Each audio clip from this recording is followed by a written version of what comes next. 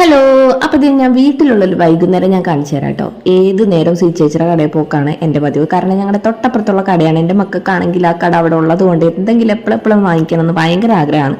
അപ്പോൾ ഞാൻ 2 കപ്പലണ്ടി മേടിക്കാനായിട്ട് പോവാണ് കേട്ടോ. 2 പാക്കറ്റ് കപ്പലണ്ടി.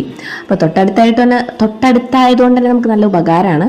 അപ്പോൾ അതേ കപ്പലണ്ടിയൊക്കെ മേടിച്ചിട്ട് നേരെ വീട്ടിലോട്ട് പോയി. അതിൻ്റെ ഇടയ്ക്ക് ചിന്നുവിൻ്റെ വീട്ടിലൊന്ന് കയറി, പിന്നെ ഞാനത് വീഡിയോ എടുത്തില്ല കേട്ടോ. അപ്പോൾ അതേ കപ്പലണ്ടി മേടിച്ചിട്ട് അവർക്ക് കൊടുത്തു. അങ്ങനെ അതേ അമ്മ അവർക്ക് പൊട്ടിച്ചൊക്കെ കൊടുക്കുകയാണ്. ഇതാണ് കേട്ടോ എൻ്റെ കുഞ്ഞു വീട്. പക്ഷെ എനിക്ക് ഇവിടെ വരുമ്പോൾ കിട്ടുന്ന ഒരു മനസമാധാനം അത് പറഞ്ഞാൽ ഒരു കല്യാണം കഴിച്ചവർക്ക് മാത്രം മനസ്സിലാവുള്ളൂ. അങ്ങനെ നമ്മുടെ അതൊക്കെ കഴിഞ്ഞ് കുറച്ച് നേരം കഴിഞ്ഞപ്പോൾ സുച്ചേട്ടൻ വന്നു എന്ന് വിളി വന്നു. അപ്പോൾ ഞാൻ സുച്ചേട്ടനെ കൊണ്ടുവരാം. സുച്ചേട്ടൻ കടയിൽ നിന്ന് ബസ്സിനാണ് വരുന്നത്. അപ്പം ഞാൻ ഇവിടെ നമ്മുടെ ആനപ്പുഴയിലപ്പോൾ കീത്തോളി പോയിട്ട് വണ്ടി എടുത്തുകൊണ്ട് കൊണ്ടുവരും.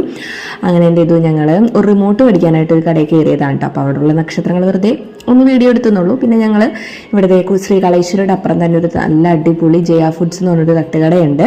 അടിപൊളി ടേസ്റ്റാണ് അവിടെ ബിരിയാണി. അതൊക്കെ തിന്നു നേരെ വീട്ടിലോട്ട് പോയി. അപ്പോൾ അത്ര വിളിച്ചാ